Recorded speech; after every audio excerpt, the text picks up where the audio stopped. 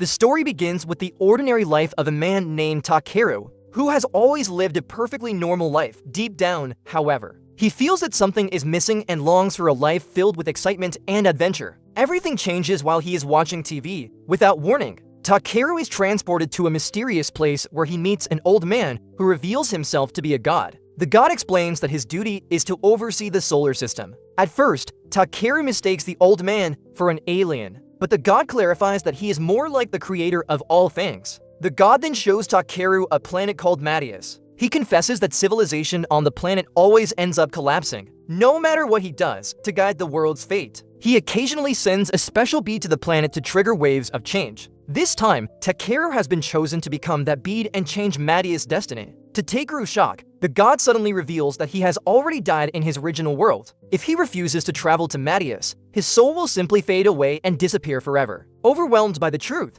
Takeru has little choice but to accept. To ensure he doesn't die pointlessly in the new world, the god promises to grant him any special abilities he desires. Without hesitation, Takeru chooses to learn magic. When asked what else he wants, he innocently requests a cute partner. The god merely tells him to be patient, assuring him that he will eventually meet his destined soulmate. As an additional bonus, the god greatly enhances Takeru's search skill, allowing him to easily locate valuable resources. He also gives him an item box, a magical storage space where he can safely keep everything he collects. Soon after, Takeru's body begins to fade as the transfer process starts. The god hurriedly grants him the rest of his powers, although he secretly worries that he may have given Takeru far too many powerful blessings. A short while later, Takeru awakens in Mattias and decides to search for civilization. He spots a village in the distance, but realizes that arriving empty-handed would make survival difficult. He tests his newly acquired search skill at first. He fails because he uses the wrong incantation, but after finding the correct keyword, the locations of nearby materials instantly appear on his radar.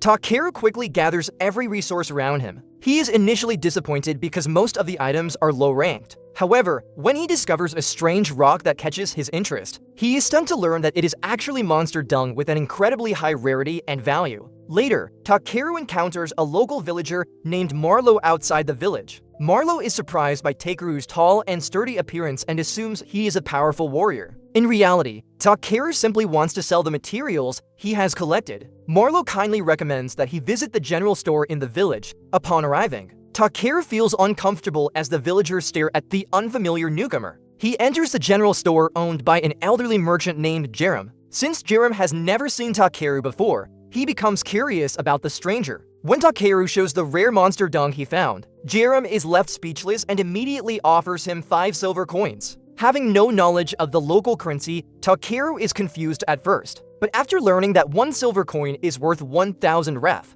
while a night stay at an inn costs only 500 ref, he finally realizes just how valuable the item truly is. Jerem is even more astonished when Takeru casually takes out all of his collected materials from the item box. Wondering who this mysterious traveler really is, Jerem asks about his identity. Takeru simply smiles and replies that he is just a traveler passing through.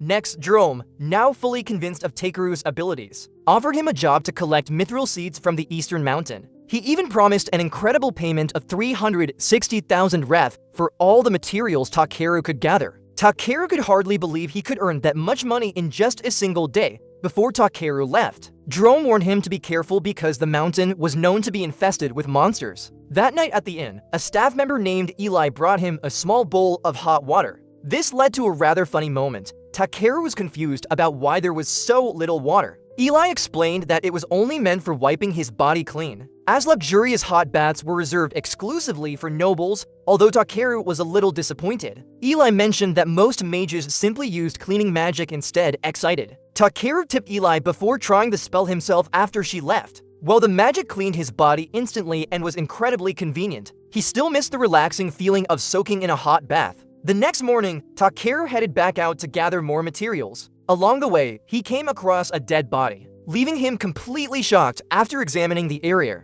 he found a heartbreaking letter written by the victim's younger sibling, feeling sorry for the deceased. Takeru gave the person a proper burial and placed a magical barrier around the grave for protection. He then cooked himself a meal, which turned out to be surprisingly delicious. His journey continued into the White Tree Forest, a place rumored to be the nest of an ancient dragon using illumination magic. Takeru carefully searched the area. Strangely, however, He found neither mithril seeds nor a single monster. For a moment, he jokingly wondered if he smelled so bad that nothing wanted to come near him. But he quickly brushed off the thought and continued walking. Suddenly, he sprinted out of the forest and accidentally fell off a cliff. Fortunately, Takeru managed to cast a flight spell just in time and landed safely. At the bottom of the cliff, he found countless different seeds, but still no mithril. While checking his radar, the ground suddenly shook like an earthquake. Realizing he needed to complete his mission quickly, Takeru fired a fireball at a large rock, eventually uncovering the mithril he had been searching for. His curiosity, however, drove him deeper into the area,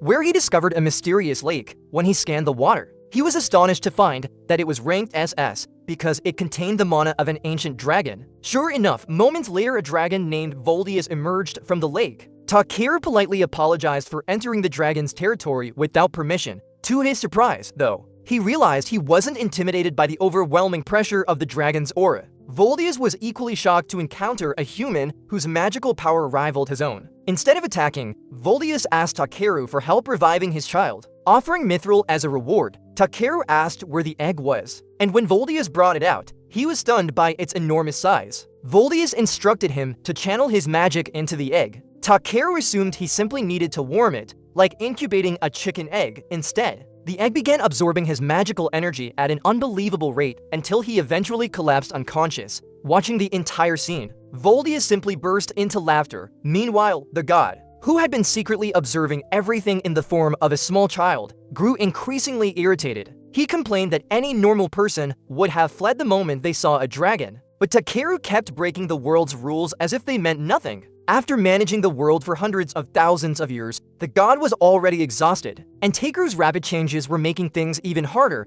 As a result, he decided to slightly limit the blessings he had previously bestowed upon Takeru. The story continues as Takeru wakes up from his sleep. He is immediately shocked to discover that the dragon egg has finally hatched, and a tiny baby dragon happily jumps into his arms. The mother dragon, Voldius, explains that her child already has a real name, but she wants Takeru to give the little dragon a nickname instead. Without thinking twice, Takeru names the Voldius happily approves and allows V to explore the world freely with Takeru. Takeru can't help but wonder why Voldius trusts a complete stranger to take care of her child. Calmly, Voldius replies that the reason is simple: Takeru is stronger than she is. Before diving back into the lake, Voldius casts one final spell on Takeru's item box as a farewell gift. After she disappears, Takeru notices that the baby dragon smells a little unpleasant, so he gives B a nice bath before the two of them leave the cave and begin their adventure together. As soon as they reach the outside world, B becomes incredibly excited, flying all over the place while admiring the scenery for the very first time. Takeru, however, knows that wandering through the forest at night is extremely dangerous,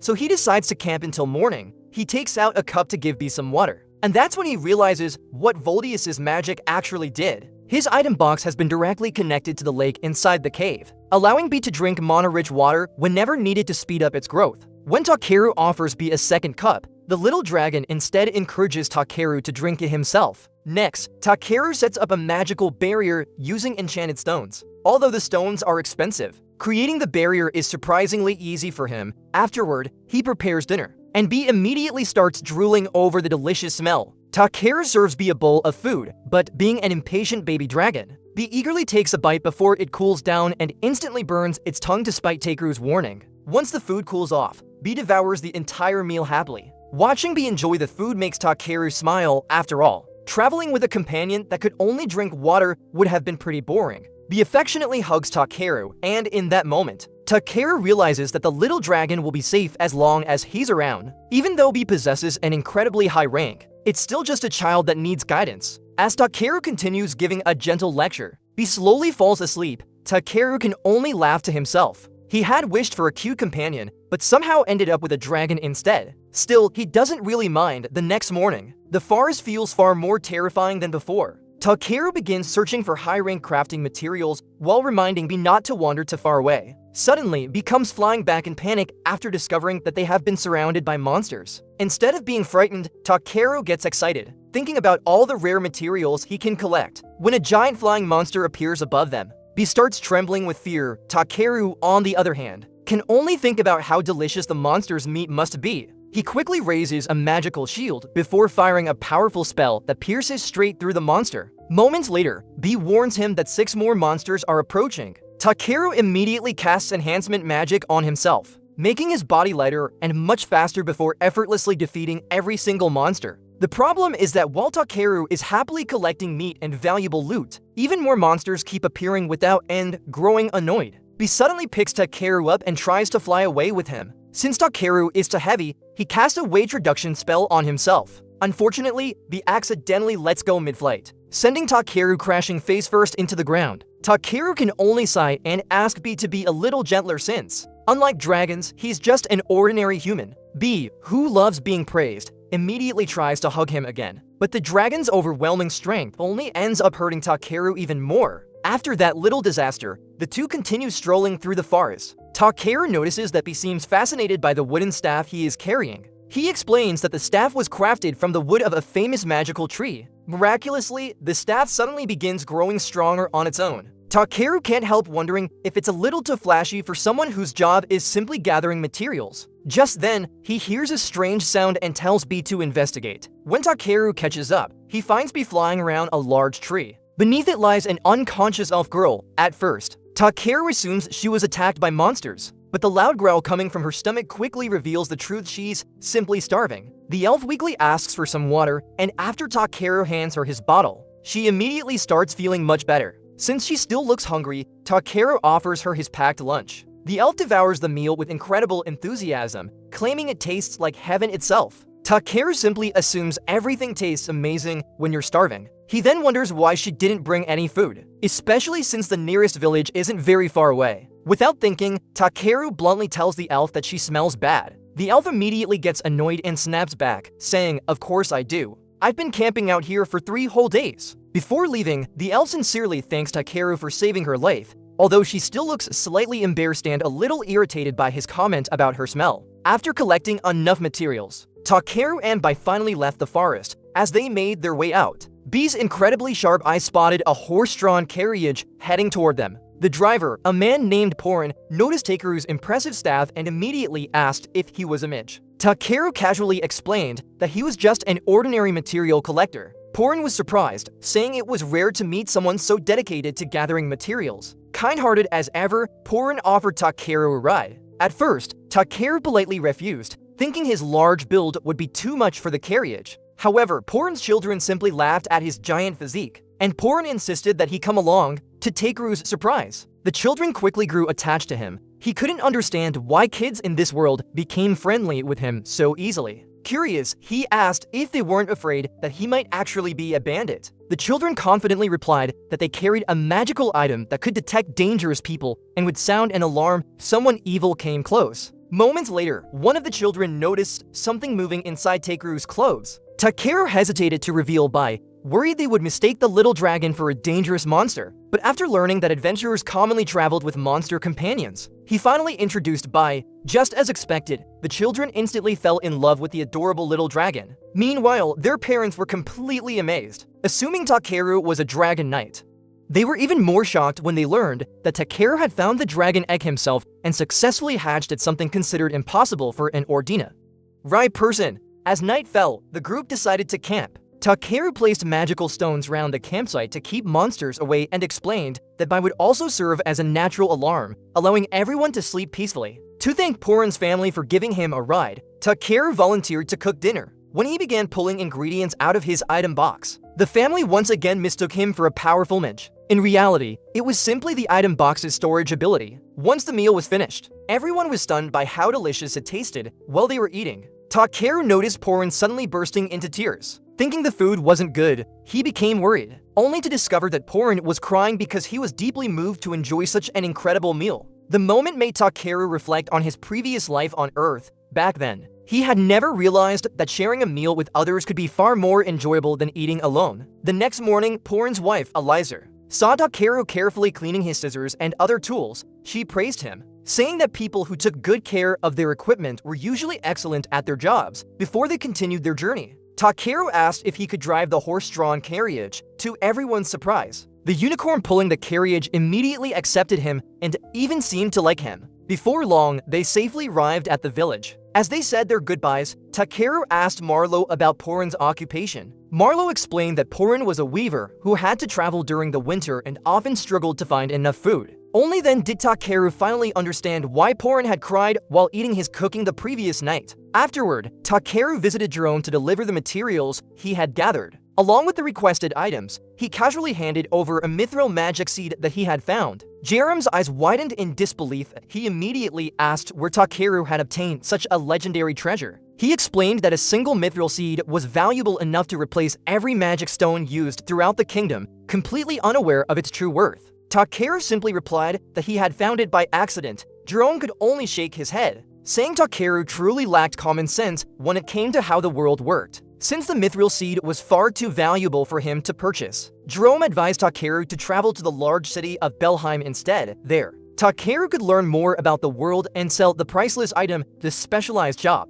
Although Jerome hated to see him leave, he believed that if Takeru became famous, their village would prosper as well. That night, Takeru spent time reading about the guild system. After learning more about it, he decided to become an adventurer so he could travel the world while earning money. During his final days in the village, Takeru wanted to leave behind something meaningful. Since Jerome hadn't bought the mithril seed, Takeru used it to upgrade the village's lantern into a powerful magical protective artifact. He also spent his remaining time hunting monsters to provide cooking ingredients for the kind village woman who had always looked after him. She was heartbroken to hear that he was leaving and prepared enough food to last him an entire month on his journey to Belheim. Fortunately, Takeru's item box had more than enough space to store everything. Eventually, the day of his departure arrived. The entire village gathered to see him off, as expected. Porin couldn't hold back his tears once again. Before leaving, Takeru entrusted the enchanted lantern he had created to Marlo. He explained that it would generate a magical barrier capable of protecting the village from anyone with evil intentions. Marlo hesitated to accept such an incredible gift, but Takeru insisted, saying that he had already come to think of the village as his home. After Takeru had already disappeared into the distance, Jerome finally examined the lantern more closely. To his absolute shock, he discovered that its power source was none other than the priceless mithril seed. Unfortunately, by the time they realized what Takeru had done, he was already long gone, leaving them with no way to return such an invaluable treasure.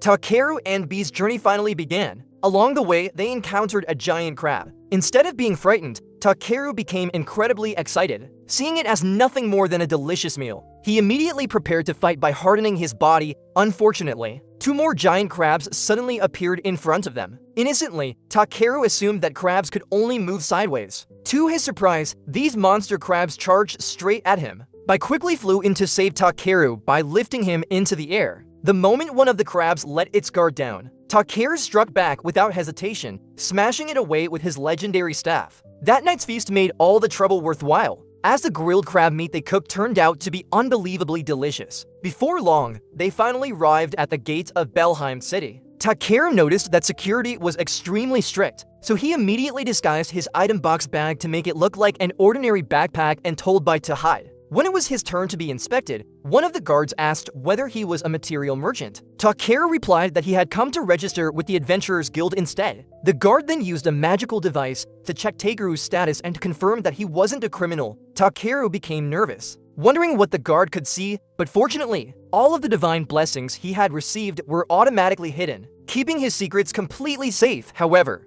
the guard still sensed the presence of a dragon nearby. Left with no choice, Takeru called Bai out instead of panicking. The guards were completely distracted by how adorable Bai was. They simply instructed Takeru to attach an ownership charm to B's tail, the same charm given to him by the village children, and informed him that they would report B's existence to the mayor so the little dragon wouldn't face any legal issues. After entering the city, both Takeru and Bai were amazed by the breathtaking scenery. It truly felt like they had stepped into an entirely new world. They headed straight for the Adventurers Guild, where they were welcomed by a beautiful receptionist named Ariana. She handed Takeru a registration form. An unusual problem soon appeared. Although Takeru could instinctively understand the world's language, he actually couldn't write its characters. So he filled out the form in Japanese. Miraculously, everything he wrote was automatically translated into the local language. Takeru was delighted by such a convenient feature. Another issue rose when Ariana asked about his combat experience and requested proof of his abilities. Takeru asked for permission to retrieve evidence from his item box. The moment he pulled out the giant crab's corpse, The reception desk instantly collapsed under its enormous weight.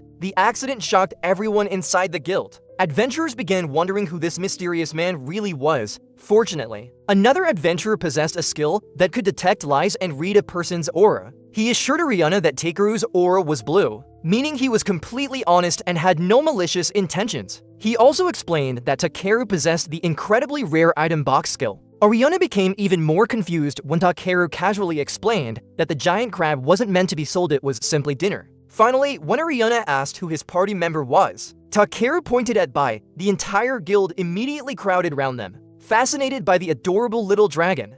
After the registration ordeal, Takeru officially became an F-rank adventurer, the lowest rank in the guild. He received an identification bracelet that fit perfectly on his arm, matching the charm attached to B's tail. Before getting busy with his new life, Takeru took the time to visit the family of the man whose body he had found in the forest. He learned that the victim, B, had died while desperately trying to earn money for his sick father. It was a heartbreaking moment that left everyone feeling emotional. A month later, Takeru had already started making a name for himself in Belham thanks to the high-quality loot he kept bringing back. Rina was overwhelmed with job requests because so many people wanted to hire Takeru, but he felt it was far more work than he wanted. During one of his rare breaks, Takeru relaxed at the public bath after purifying the water with his magic. There, he met a lizardman named Claystone, whom everyone simply called Clay. Clay told him he had heard rumors about Takeru healing people for free. Takeru worried that other healers would resent him for ruining the market, but Clay simply laughed and said that Takeru was just a kind-hearted and unusual person. Meanwhile,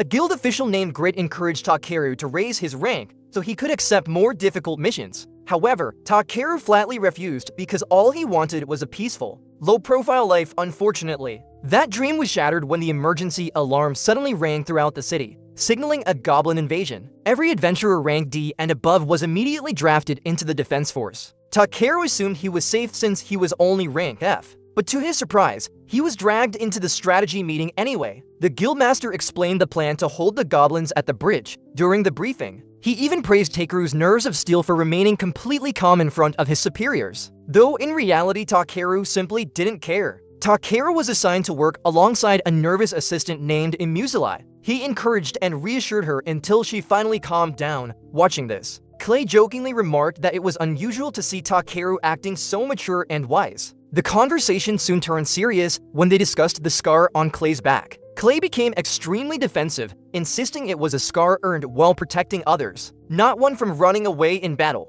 Before long, the war horn sounded, the front line collapsed, and the goblins charged toward them. Seston rushed forward without hesitation, and Takeru, unable to avoid the situation any longer, drew his staff. He erected a powerful barrier before rushing in to support Clay. The battle erupted. Several goblins managed to break through the front line, but Takeru casually strengthened his body and kicked them flying. B refused to be outdone, striking the monsters with lightning. As more goblins appeared and rain began pouring down, the battlefield descended into chaos. The rain caused Clay's old wound to flare up in pain. Takeru ordered him to retreat, but Clay refused, prepared to die fighting. Takeru asked whether that scar truly meant so much to him. Clay admitted that he hated it because it constantly reminded him of his foolish past. Without another word, Takeru drenched Clay with sacred water from the ancient dragon Voltius's lake and cast an advanced healing spell. Miraculously, instead of merely healing the scar, Clay's entire body began to evolve. He felt an overwhelming surge of power flowing through him.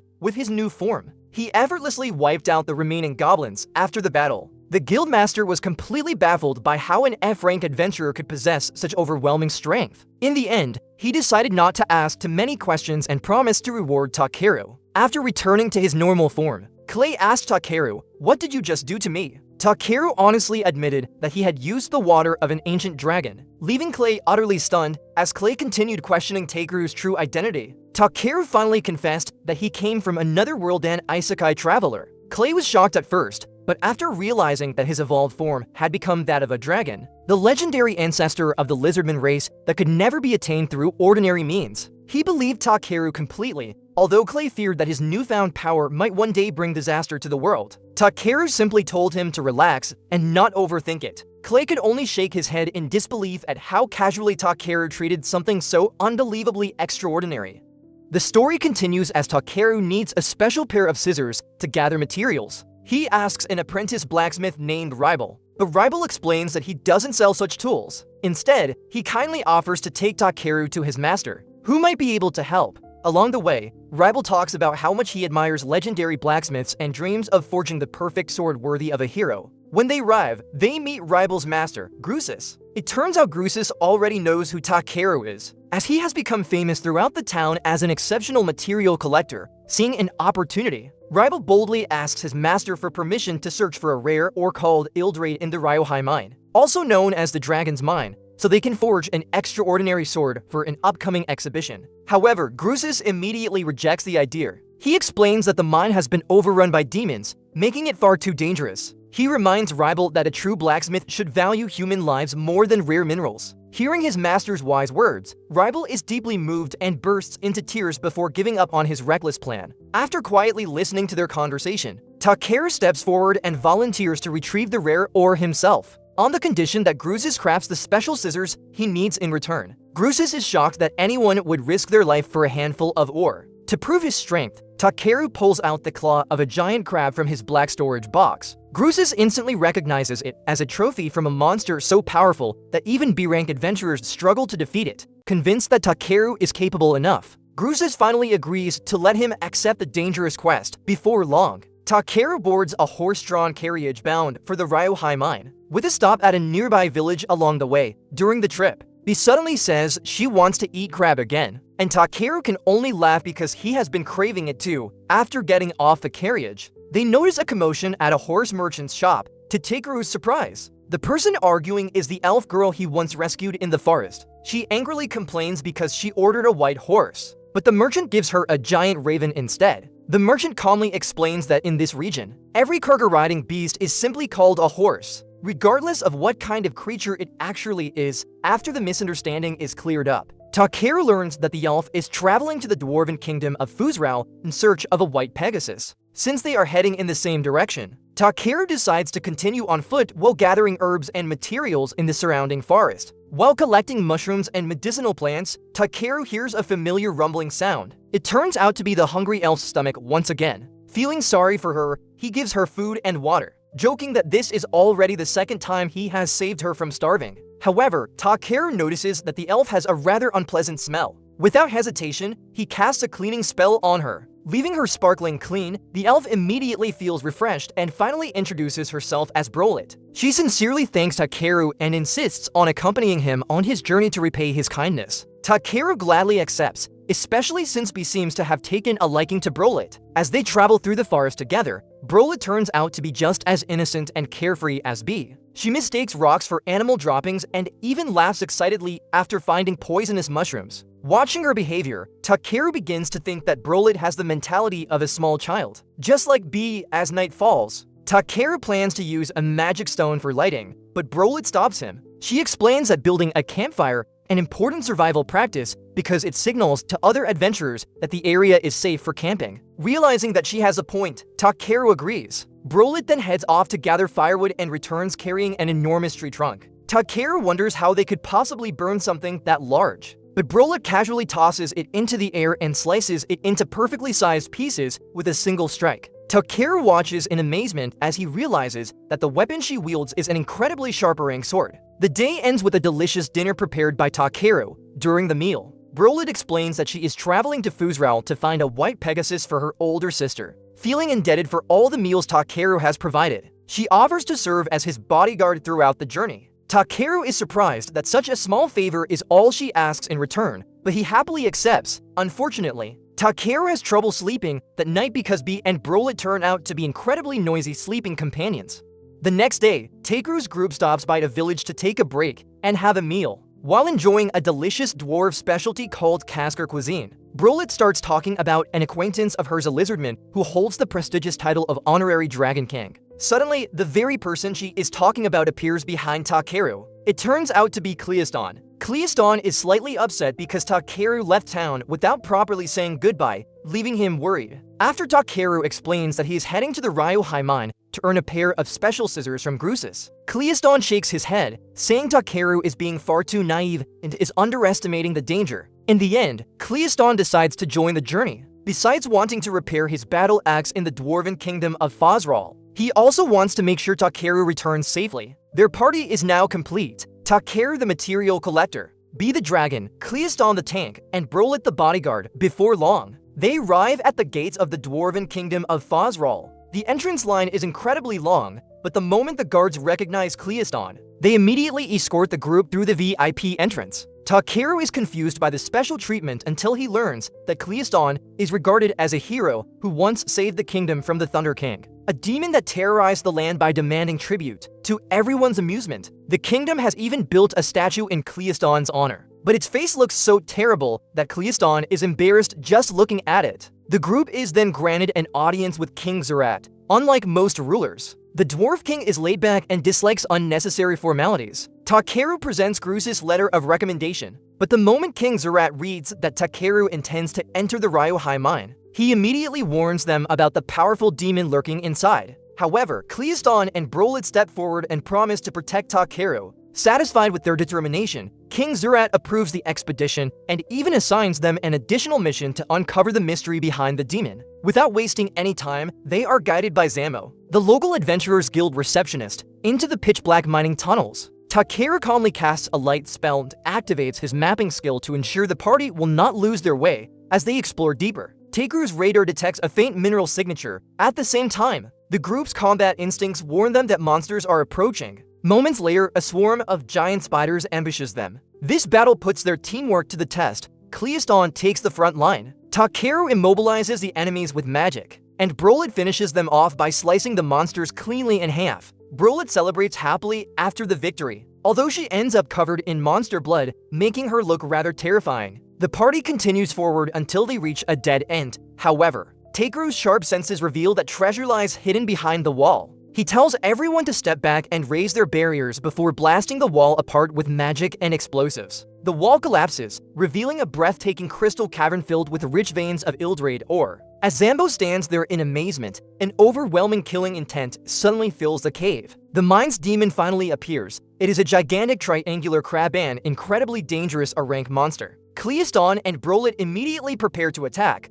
but Takeru suddenly stops them. His reason is surprisingly simple. He doesn't want the crab's meat to be ruined by their sharp weapons because he wants to eat it later. Without hesitation, Takeru charges in with only B by his side. B unleashes a sonic attack that leaves the giant crab disoriented, while Takeru strikes it with his staff. When the monster tries to counterattack, B restrains one of its legs. Takeru quickly scans the crab's weak points before firing ice needles and water magic, freezing the monster solid without damaging its delicious meat. After the battle, Zambo and Brolit are left speechless in amazement. Cleiston, however, is angry. He scolds Takeru for refusing to rely on his teammates simply because he wanted to preserve the crab for food. Cleiston admits that it made him feel useless as Takeru's protector. Realizing his mistake, Takeru sincerely apologizes. Once things calm down, the group begins mining the cave and discovers an enormous supply of Ildrade ore back at the royal palace. King Zerat initially finds it hard to believe they defeated the mine's boss so quickly.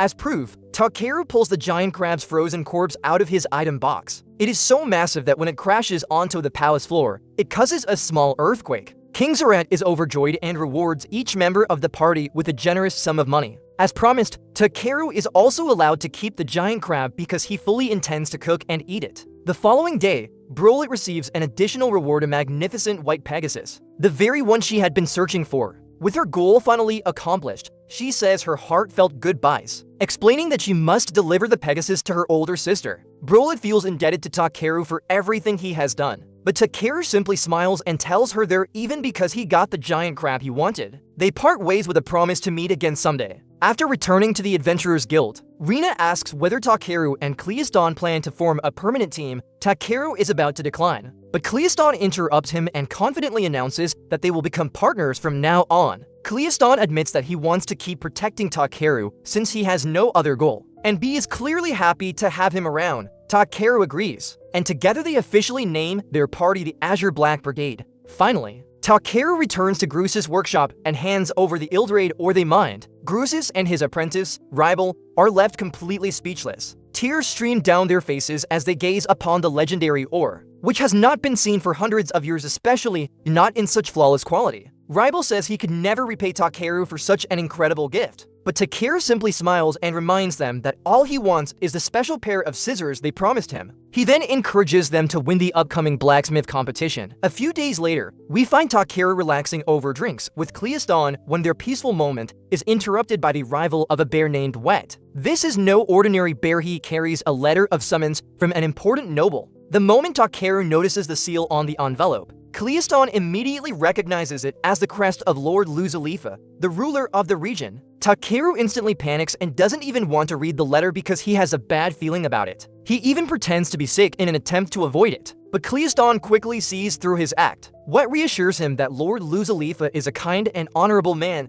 Eventually, Takeru opens the letter and is shocked to discover that it is a special invitation for both him and Cleiston to visit the Lord's mansion to receive a reward. Cleiston is equally surprised that his name is included. What explains that Lord Luzalifa has heard about the outstanding reputation of their team. Takeru becomes suspicious, wondering if the Lord intends to take B away from him, but Wet immediately denies it. Soon afterward, the two are picked up in a luxurious noble carriage. Takeru feels uncomfortable being stared at by everyone along the road, but Cleiston tells him that being summoned by a lord is a dream come true for adventurers because it can completely change their future. Upon arriving at the mansion, they are welcomed by the head butler, Raymond, along with a line of servants bowing respectfully. However, the warm reception quickly turns into chaos when they meet a young girl named Tiaris. Tiaris is the lord's somewhat spoiled daughter. She immediately orders Takeru to hand over B and even insults him as a mere commoner who has no right to own a dragon. After checking Tiari's status with his skin skill, Takeru realizes that he needs to be patient with the lord's only daughter. Instead of getting angry, Takeru kneels down and gently asks why she wants B so badly. Tiaris honestly admits that a man named Bernard told her to demand the dragon and instructed her to be firm if Takeru refused. Takeru calmly explains that B is not a possession but a member of his family. Hearing those sincere words, Tiaris, who was actually kind-hearted, immediately feels guilty and apologizes. B smiles warmly at her, showing that she has already forgiven her. During their conversation, Tiaris reveals that she wanted a dragon because she believed it could cheer up her seriously ill mother. At that moment, Tiari's father, Lord Bellman, enters the room. Takeru is surprised because Lord Bellman has an incredibly youthful,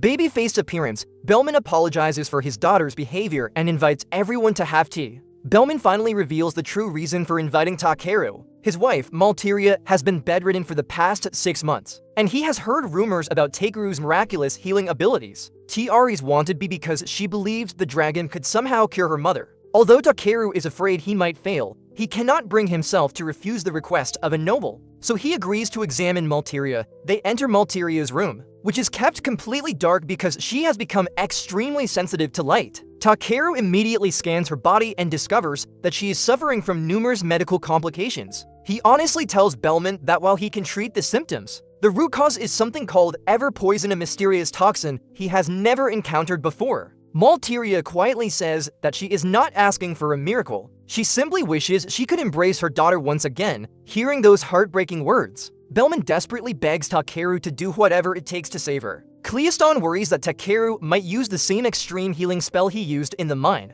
one that consumes massive amounts of mana. However, Takeru explains that Malteria's body is far too weak to withstand such a method. Instead, he begins a slow and careful treatment, starting with her eyes so she can gradually tolerate light again. Miraculously, Malteria's eyesight returns to normal. Takeru then purifies the air in the room with magic and opens the windows. For the first time in months, Malteria smiles as she sees sunlight shining into her room once again. Although the atmosphere becomes emotional, Takeru senses that something is terribly wrong. He asks everyone to move to another room so they can discuss the matter in private. Behind closed doors, Takeru reveals a shocking truth: Malteria has been poisoned with Ivor poison. That means someone inside the mansion is trying to murder her. The problem is that Ivor poison is an ancient toxin that disappeared long ago, and no antidote exists on the market anymore. Even so, Takeru remains optimistic, believing they can create an antidote if they can find the original ingredient. Lord Bellman then brings out an ancient document passed down through his family. Unfortunately, no one can read the old Kakuriam script except Takeru. Thanks to his god-tier language skill, using that ability, Takeru discovers an old adventurer's journal describing the location of the rare Ivor flower.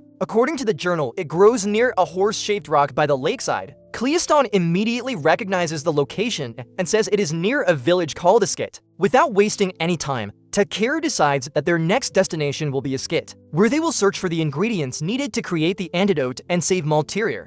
Before leaving for Iskit village, Takeru sets up barrier crystals around Malteria's room as a precaution in case someone tries to harm her while he is away. Tiaris comes to apologize for her rude behavior earlier, although she is still a little awkward and too proud to fully express herself. Takeru can tell that she genuinely regrets her actions and sees it as a sign that she is beginning to mature. He also tells Tiaris that if anyone ever tries to convince her that he is a villain, she should report it to her father immediately. Their journey then begins. Cleiston uses a movement-enhancing skill that dramatically increases their travel speed. Before long, they arrive at a dry, barren land that was once fertile farmland. Nearby, they discover a lifeless lake, and after scanning it, Takeru confirms that the water is heavily contaminated with poison. Suspicious villagers approach the group, but Cleiston quickly earns their trust by showing his ranked adventurer armband. While they are talking, a young boy named Gonzo suddenly collapses from malnutrition. Seeing Takeru's concern, the villagers finally reveal the truth. 10 months earlier, the lake had mysteriously changed color, killing all the fish during their time of desperation. A merchant named Enoch offered to provide clean water, but only on one condition: the villagers had to trade their village's secret golden flower, known as the Ivor Flower, in exchange for 60 barrels of water. The amount of water was nowhere near enough to irrigate their crops, leaving the entire village on the brink of starvation. Takeru immediately realizes that Enoch is the mastermind behind everything.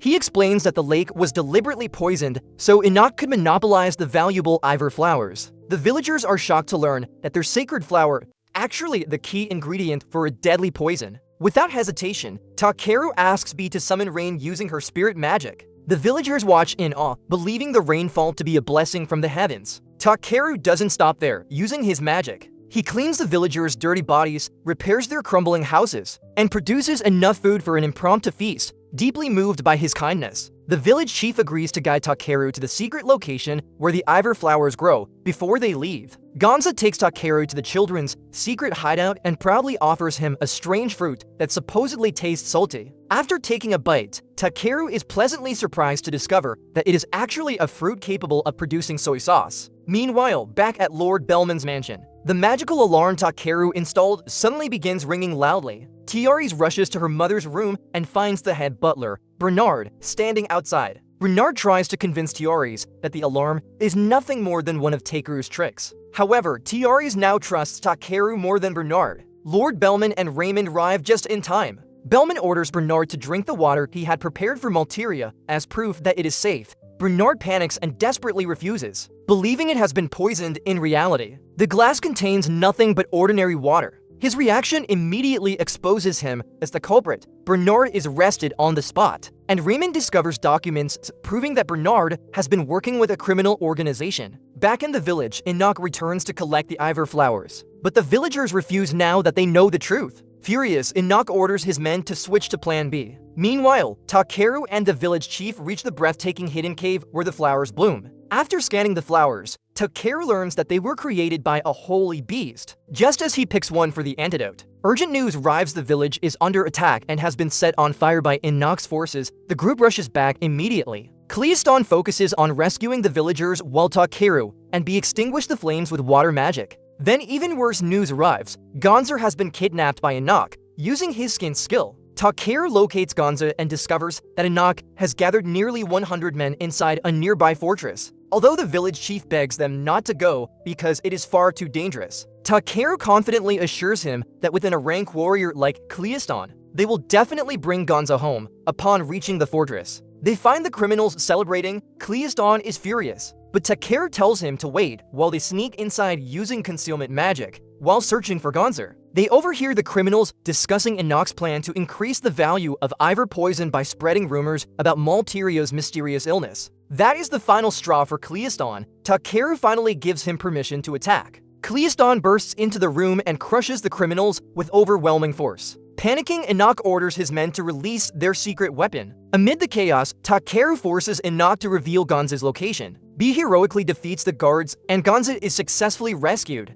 However, the battle is far from over. Inok's secret weapon turns out to be a monstrous drake anemone that immediately goes berserk. The creature attacks everything in sight, even knocking Inok unconscious despite the barrier Takeru had placed around him. The monster's gigantic tentacles continue growing until Cleiston repeatedly slices them apart. Takeru attempts to freeze the monster, but one of the tentacles slams him into the poisoned lake. Believing he is about to die, Takeru suddenly witnesses a miracle. A holy beast named Velier appears and saves him. Velier explains that the lake has already become pure again because Takeru absorbed all of the poison into himself moments earlier. She reveals that she originally created the Ivor flowers to protect the land, but humans eventually misuse them. She is overjoyed that Takeru has finally purified the lake. After their conversation, Velier quietly disappears. Takeru returns safely to shore, where Cleiston and Gonza welcome him back with great relief. The group then uses teleportation magic to return to Belheim. Takeru gives the completed antidote to Malteria,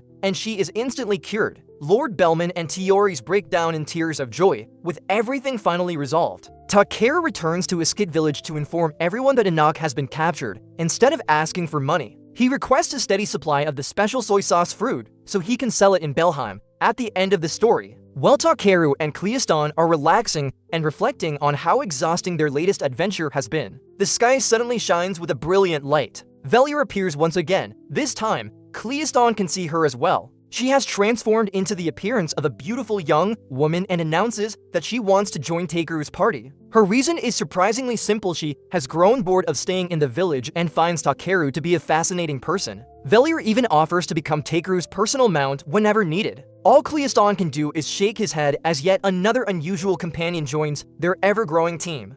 The story continues with Takeru returning to Grusis to claim the special scissors he had been promised. Grusis gladly agrees to forge them because, thanks to the Ildrade Takeru brought back, he was able to win the prestigious blacksmithing competition afterward. Takeru informs Velier that the scissors will take some time to complete. However, his peaceful days are interrupted when Grease suddenly calls for him. It turns out that Lord Bellman has personally invited Takeru to participate in the annual gathering competition. At first, Takeru has no interest in joining and would rather stay out of it. But realizing that refusing a direct request from a lord is impossible, he reluctantly agrees. A few days later, the day of the competition finally arrives. The host, Rodel, announces that this year's objective is to gather a special gift for Malteria. The contestants must collect 7 colored wool from the legendary rainbow sheep. The rules are strict. Participants are forbidden from receiving help from other people or their party members. The competition must rely entirely on individual skill, and everyone is only allowed to ride rented horses. Upon hearing the rules, Velier realizes she cannot assist Takeru.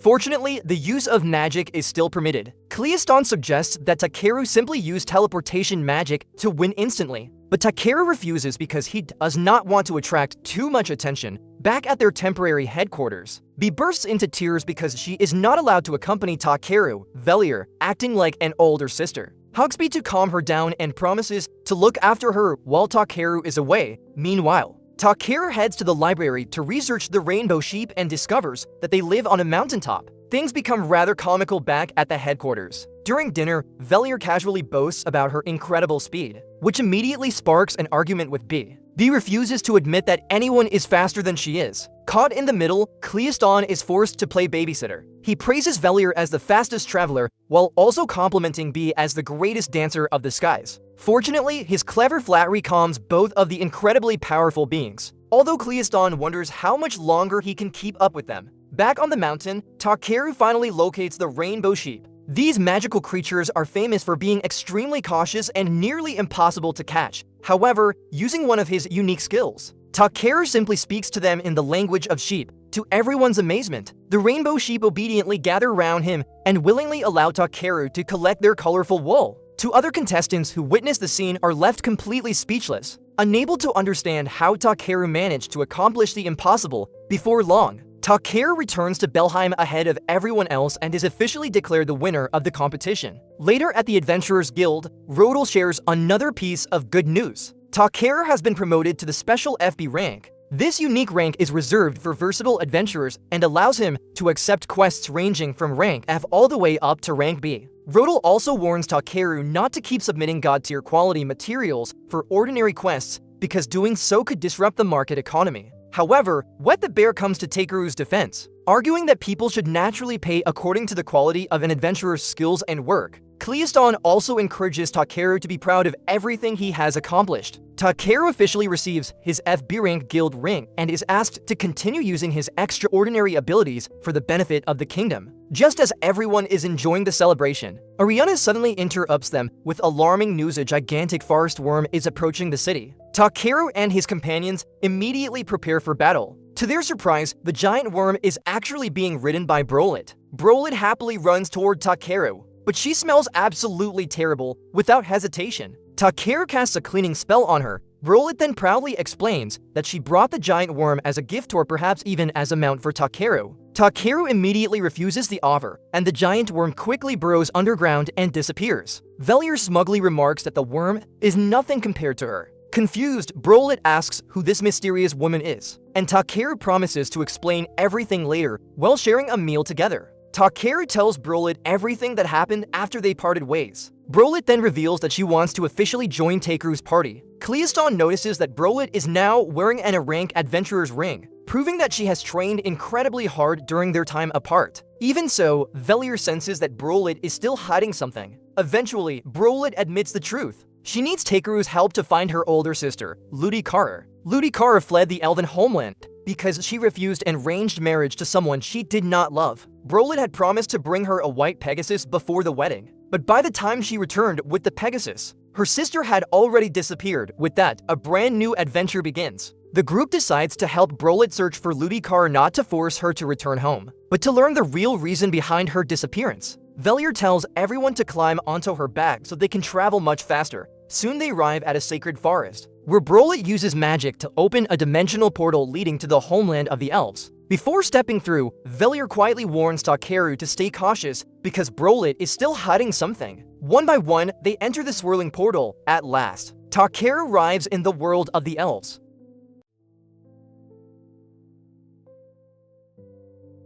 Their companions immediately complained because Takeru had taken so long to return, leaving everyone worried sick before they even had a chance to catch their breath. However, a volley of arrows suddenly rained down on them. Reacting instantly, Takeru summoned a magical shield that blocked every arrow. Brolit recognized the arrows as those used in her homeland. Moments later, an elf named Lilkar appeared and angrily accused Brolit of defiling their sacred land by bringing outsiders with her. Worse still, he called Takeru and his companions evil beings. Hearing those harsh words, Velier instantly lost her temper. The bright sky suddenly turned pitch black as she transformed back into her terrifying true form. Lilkar immediately realized the creature before him was a goddess, but he recklessly attacked anyway with a lightning spell. The attack had absolutely no effect on Velier. Terrified, Lilkar fell to his knees and begged for forgiveness. Velier sarcastically remarked that the elves had declined so much that they could no longer recognize a deity. Unfortunately, the elves could not even hear her voice because their magic was far too weak. Takeru stepped in and explained that they were simply adventurers and that Brolit was an important member of his party. Lilkar finally calmed down, introduced himself as one of the village's guardian warriors, and agreed to escort them into the elven settlement. The group traveled through the forest until they reached the village. As soon as they arrived, Cleiston began feeling extremely sick because the atmosphere was filled with dense mana pollution. Takeru immediately realized that the overwhelming concentration of mana was the cause. Lilkar instructed everyone to cleanse themselves in a sacred spring before approaching the great tree. Wanting to be respectful, Takeru simply intended to use his clean magic as an offering. However, he accidentally poured too much power into the spell. The cleansing magic exploded outward, instantly purifying every trace of corrupted mana throughout the entire area. Every elf was astonished as they suddenly felt their bodies become lighter and healthier. While climbing the great tree toward the palace, Brolit finally revealed her secret. Only high elves and honored VIP guests were allowed to enter the royal palace at the top. At that moment, everyone realized that Brolit was actually a high elf noble who had run away from home. Breaking her people's isolationist laws, Takeru remained completely unfazed. He simply told her that ancient traditions were not always right and that she had every right to choose her own path in life.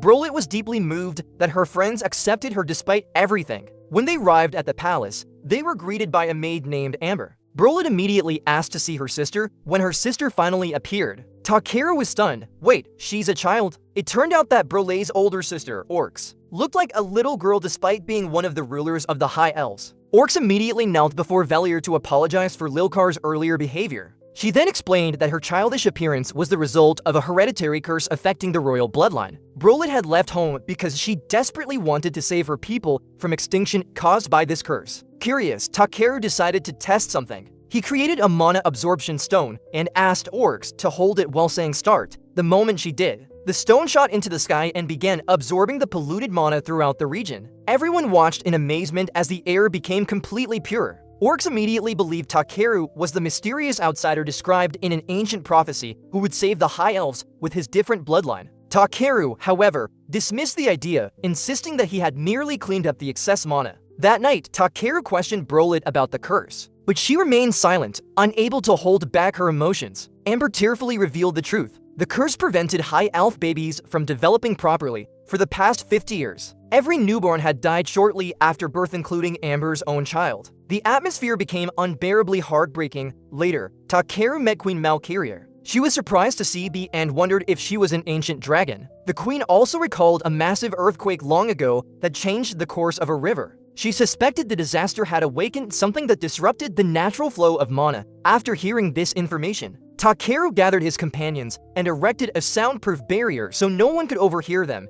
Then he revealed a shocking conclusion. This was not a supernatural curse at all. After scanning every High Elf, Takeru discovered they all suffered from severe genetic disorders. The real cause was generations of inbreeding, practiced to preserve the purity of their bloodline. There was only one solution. They had to introduce outside blood into their lineage. Brolet burst into tears after realizing her people could still be saved. However, she also knew convincing the elders to abandon centuries-old traditions would be incredibly difficult. Velier agreed to issue a divine decree to help Brolet, but first, they needed to find the elven god, Leal. Their search began immediately. Even Velier could not locate Leal, so they gathered information at a nearby adventurers guild. There they met the guild master, a cheerful woman named Sarah who openly flirted with Brolet. While checking the quest board, Takeru found a mission to collect cat ear mushrooms from a place called Kato Hollow. The area was infamous for having mana so dense that almost nobody dared enter. Brolet knew the way. The following day, Takeru accepted the quest. Upon reaching Hollow, they found the situation far worse than expected. The mana density was overwhelming, causing Brolet and Cleiston to struggle for breath and nearly collapse. Without hesitation,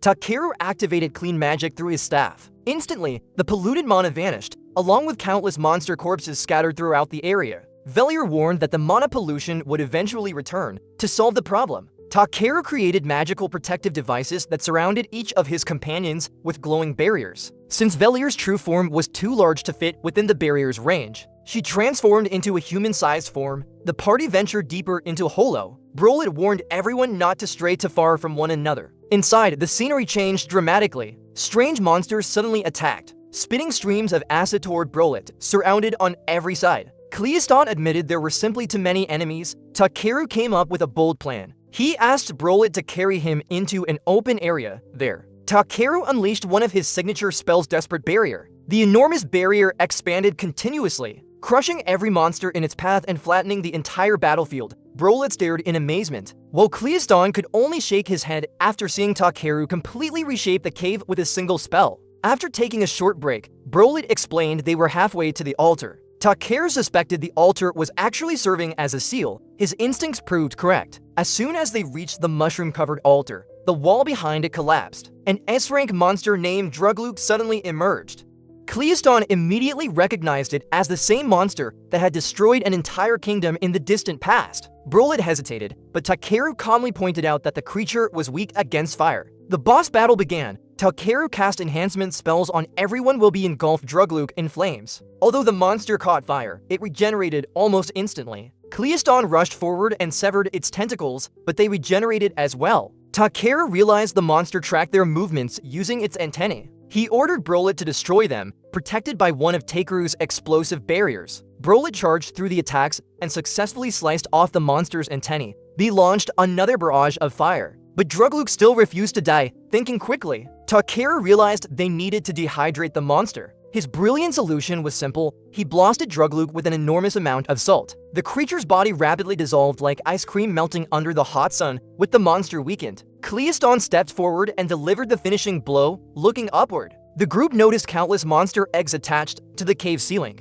Takeru knew they would be vulnerable to sunlight, so he created an ultraviolet light spell that instantly incinerated every egg. After Drugluke was defeated, Velier sensed that Leal was nearby. She teleported everyone to a hidden valley. There they finally found Ludicarbrole's long-lost older sister living in hiding with a small community of elves. Instead of sharing a heartfelt reunion, the two sisters immediately started arguing. Ludicara declared that she had no intention of ever becoming a high elf again. Later, while enjoying Takeru's homemade fried chicken, Ludicara introduced everyone to her baby, Teal. She explained that Teal was the very reason she had fled. Her child was perfectly healthy. To Ludicara, Teal proved that marrying someone from another race instead of another high elf produced stronger, healthier children. The following morning, the elven god Leal finally appeared behind them. Cleiston could not see the deity because he lacked sufficient magical power. Velier immediately scolded Leal for abandoning the elves. Leal fired back with excuses, and the two gods nearly started fighting. Fortunately, Takeru stepped in and persuaded them to focus on saving the elves before arguing. The climax came when Ludicara stood before Queen Malkyria and the Council of Elders while carrying baby Teal. She proudly showed everyone that her child was completely healthy instead of celebrating.